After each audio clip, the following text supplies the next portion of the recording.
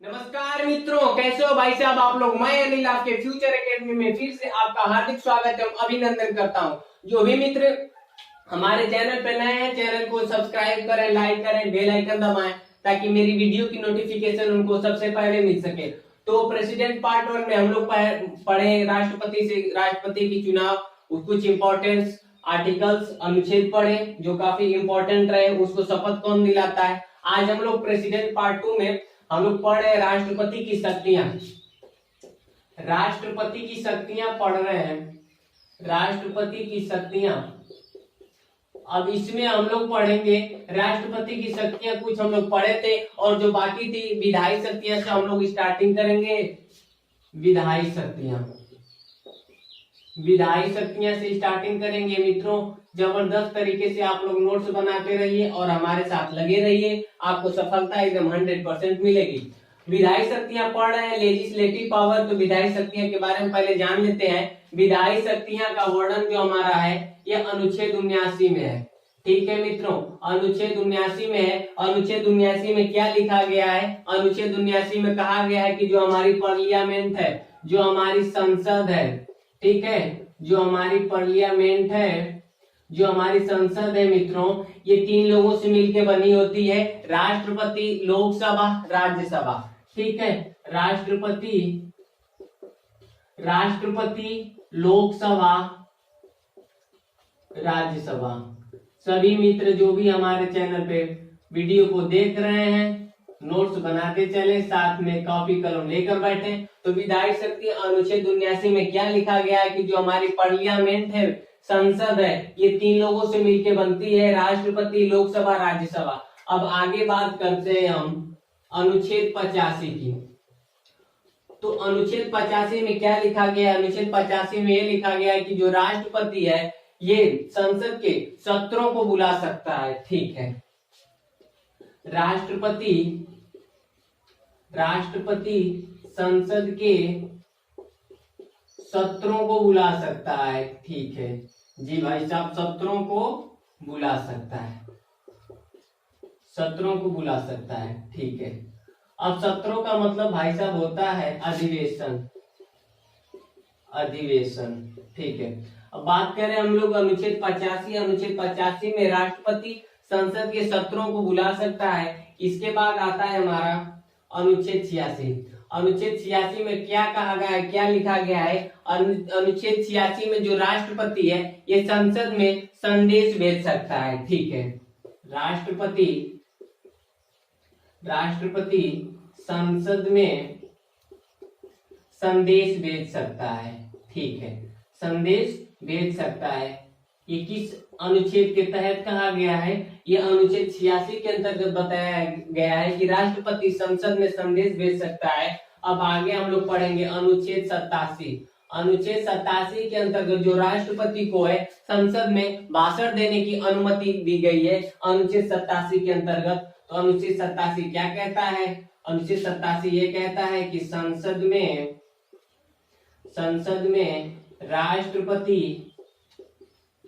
राष्ट्रपति भाषण दे सकता है।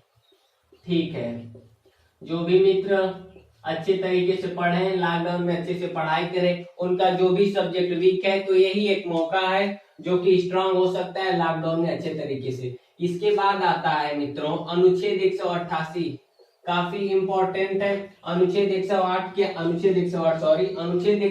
के तहत राष्ट्रपति किसी भी साधारण बिल पर या किसी साधारण विवाद पर बैठक बुला सकता है। तो अनुच्छेद 108 का अब तक 3 बार प्रयोग किया जा चुका है। कब कब?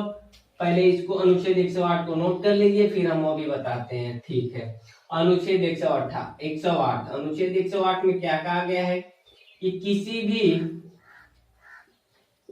भी साधारण बिल पर या विवाद पर राष्ट्रपति बैठक बुला सकता है।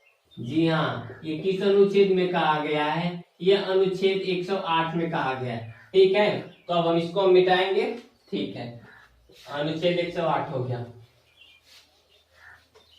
ठीक है, अब बात करते हैं अनुच्छेद 108। तो हमने आपको पहले बता चुके हैं, ये क्वेश्चन काफी इंपॉर्टेंट है।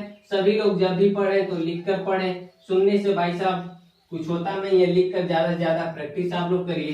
तो अनुच्छेद 108 की बात कर रहे हैं हम लोग। अनुच्छेद 108 का अब तक जो है कि 3 बार प्रयोग किया जा चुका है, 3 बार प्रयोग किया जा चुका है। कब कब? पहले तो विधवा उन्मूलन पे जो बिल बनी थी उस पे, दूसरी बार आतंकवाद के बिल पे, तीसरी कब बनी थी? आतंकवाद के उन्मूलन हो गया, तीसरी बैंकों के राष्ट्रीयकरण पे जो बिल बनी थी उस पे। ठीक है, लिख लीजिएगा, विधवा उन्मूलन पर, ठीक है, जो बिल बने थे उस पे। दूसरे नंबर पे बैंकों के राष्ट्रीयकरण,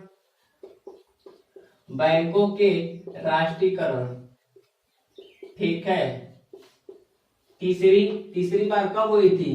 तीसरा हुआ था बैंकों का राष्ट्रीयकरण, विधवा विवाह, तीसरा बैंकों। तीसरे नंबर पे जब कब 108 का प्रयोग हुआ था? आतंकवाद पर, ठीक है, जो आतंकवाद पर बिल बनी थी उस पर। ठीक है, तो मित्रों हम लोग अनुच्छेद 108 को काफी डीपली पढ़ रहे हैं। राष्ट्रपति को तो जो भी कंपटीशन होगा, जो भी एग्जाम होंगे उससे में राष्ट्रपति से 1 या 2 नंबर की क्वेश्चन एकदम पक्का बचता है। ठीक है, अब बात हम लोग करते हैं अनुच्छेद 331 की। इधर देख लीजिएगा साइड में, ठीक है। अनुच्छेद 331 के अंतर्गत जो राष्ट्रपति जो है 2 एंग्लो इंडियन को जो मनोनीत करता था मित्रों, 2 एंग्लो इंडियन, ठीक है, 2 एंग्लो इंडियन को जो राष्ट्रपति मनोनीत करता था, इसे 104वां संविधान संशोधन 2019 के तहत इसे समाप्त कर दिया गया। ठीक है, 2 एंग्लो इंडियन को मनोनीत करता था, इसे जो है कि 104वां संविधान संशोधन 2019 के तहत इसे समाप्त कर दिया गया।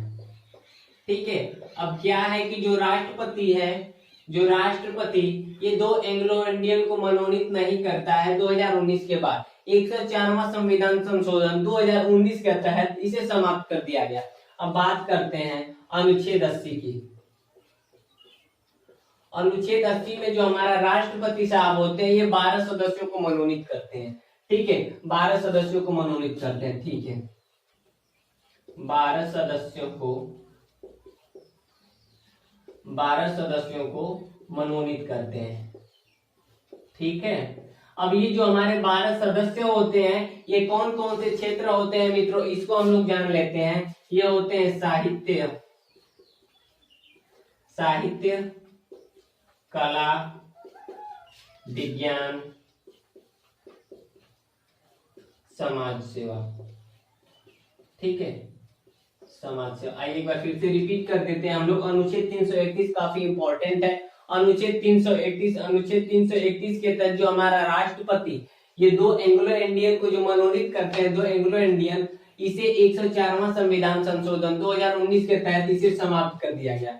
अनुच्छेद 80 के तहत राष्ट्रपति 12 सदस्यों को मनोनीत करते हैं जो इन क्षेत्रों से बिलोंग करते हैं, साहित्य, कला, विज्ञान, समाज सेवा। अब आइए आगे बढ़ते हैं हम लोग। ठीक है, अब आगे बढ़ते हैं हम लोग। राष्ट्रपति की शक्तियां पढ़ रहे हैं, सभी भाई मित्र अच्छे से पढ़ें, मन लगा के पढ़ें ताकि उनको सफलता मिल सके। आप लोग जाने रहे इस टाइम कंपटीशन काफी हार्ड होता जा रहा है। ठीक है, राष्ट्रपति की शक्तियां। अब बात करते हैं हम लोग अनुच्छेद 111।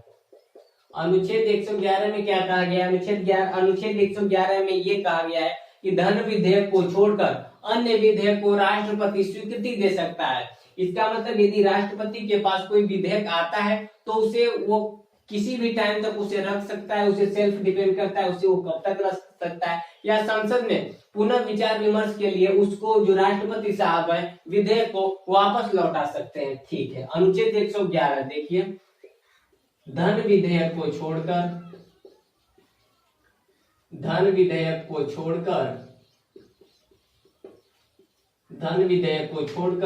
अन्य विधेयक को स्वीकृति दे सकते हैं। अन्य विधेयक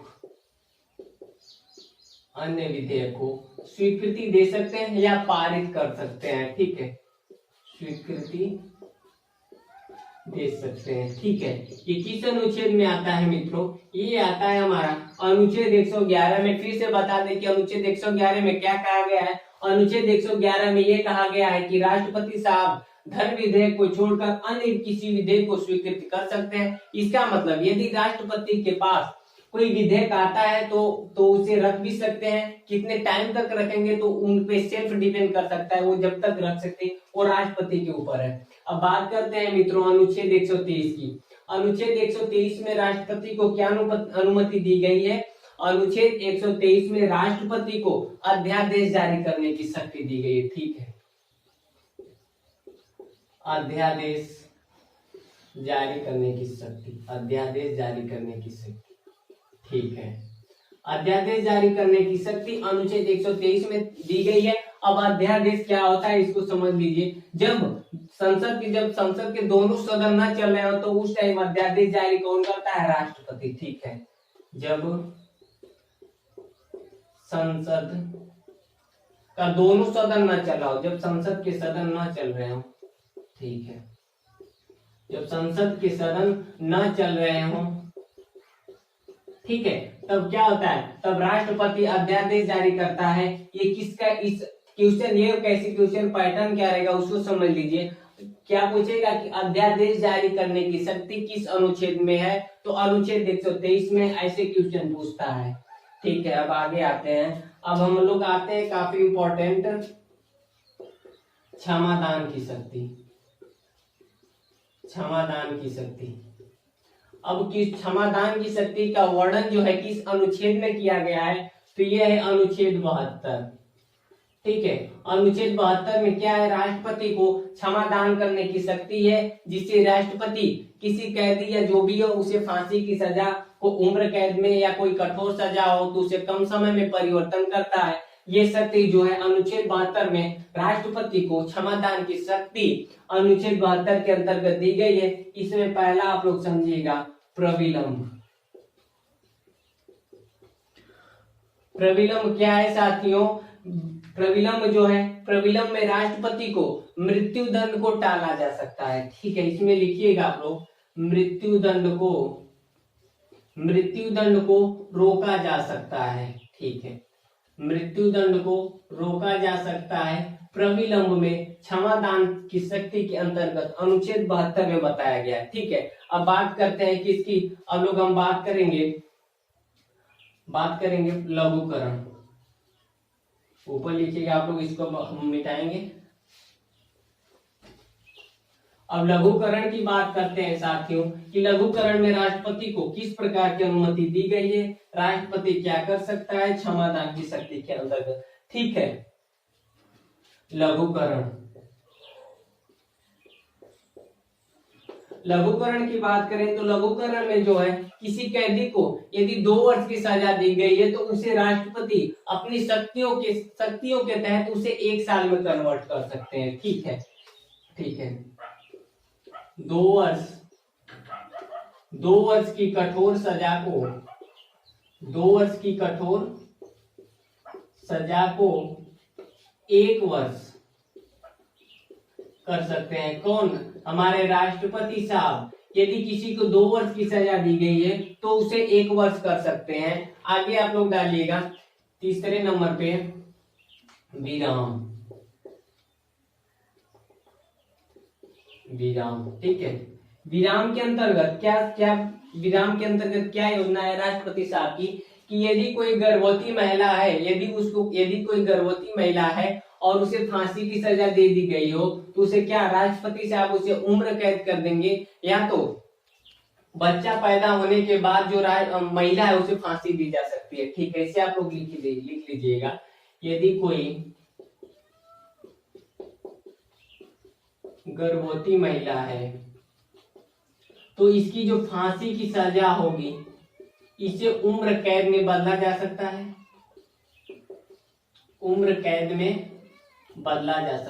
ठीक है, बदला जा सकता है।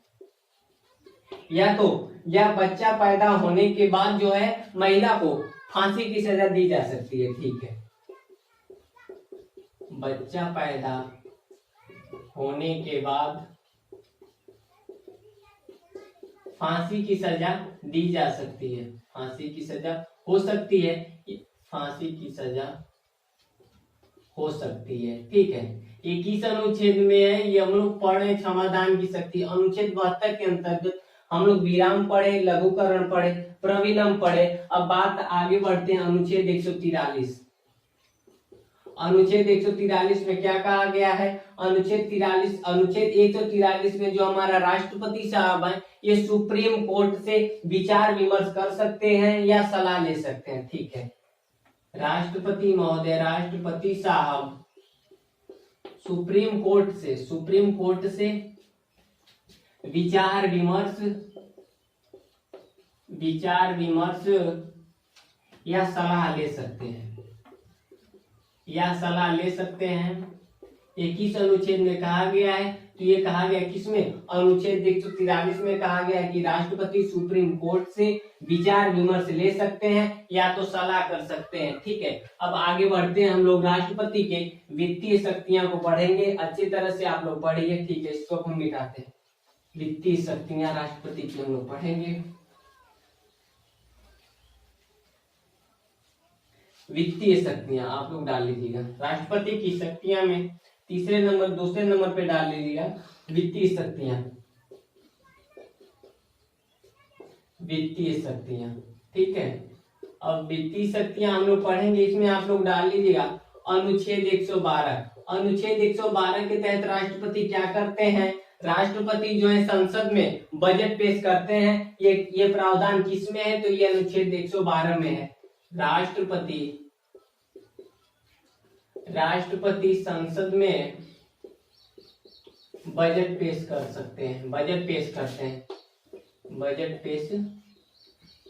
करते हैं, ये किसमें है, तो ये अनुच्छेद 112 में है। अब बात करते हैं इसके आगे अनुच्छेद 280 के अंतर्गत क्या है कि जो हमारे राष्ट्रपति साहब हैं ये वित्त आयोग का गठन करेंगे। ठीक है, वित्त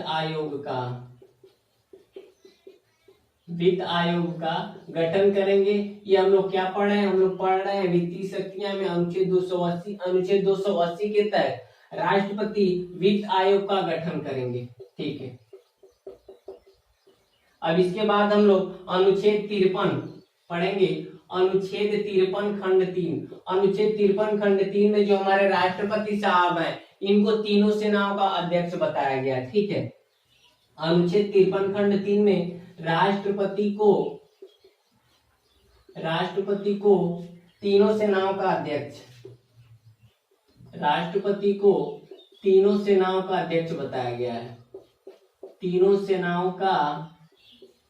अध्यक्ष बताया गया है, अध्यक्ष बताया गया है किसमें, ये अनुच्छेद 53 खंड 3 में बताया गया है कि जो हमारे राष्ट्रपति महोदय होंगे ये तीनों सेनाओं के अध्यक्ष होंगे। ठीक है, अब आगे बढ़ते हैं, कुछ इंपॉर्टेंट फैक्ट्स आपको बता देते हैं, अब राष्ट्रपति खत्म ही होने वाला है। ठीक है,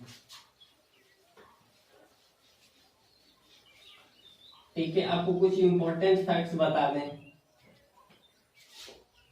डाल लीजिएगा हेडिंग इंपॉर्टेंट फैक्ट्स के अंतर्गत हम लोग बता दें कि वैसे राष्ट्रपति जिनकी पद पे मृत्यु हुई थी, डाल लीजिएगा आप लोग पद पर मृत्यु, ऐसे कौन से राष्ट्रपति थे जिनकी पद पे मृत्यु हो गई थी, तो ऐसे दो राष्ट्रपति थे, डॉक्टर जाकिर हुसैन और फखरुद्दीन अली अहमद। ठीक है, डॉक्टर जाकिर हुसैन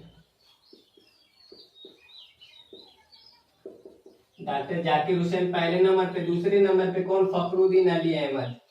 ठीक है, फखरुद्दीन अली अहमद ये ऐसे राष्ट्रपति हैं जिनकी पद पे मृत्यु हो गई थी। अब बात करते हैं सबसे युवा राष्ट्रपति की। सबसे युवा राष्ट्रपति अब तक कौन हुए, एन संजीव रेड्डी। ठीक है, सबसे युवा राष्ट्रपति कौन थे, एन संजीव रेड्डी। ठीक है, सबसे युवा राष्ट्रपति एन संजीव रेड्डी। एन संजीव रेड्डी। कुछ इंपॉर्टेंट फैक्ट्स हम लोग जाने। तो मित्रों हम लोग वीडियो के यहीं पे समाप्त करते हैं। जो भी मित्र हमारे चैनल पे नए हैं, यदि वीडियो उनको समझ में आई है राष्ट्रपति पार्ट 1 पार्ट 2 और इसकी पहले की वीडियो, तो चैनल को ज्यादा से ज्यादा लाइक करें, सब्सक्राइब करें। यहीं पे वीडियो पे हम लोग समाप्त करते हैं। जय हिंद, जय भारत।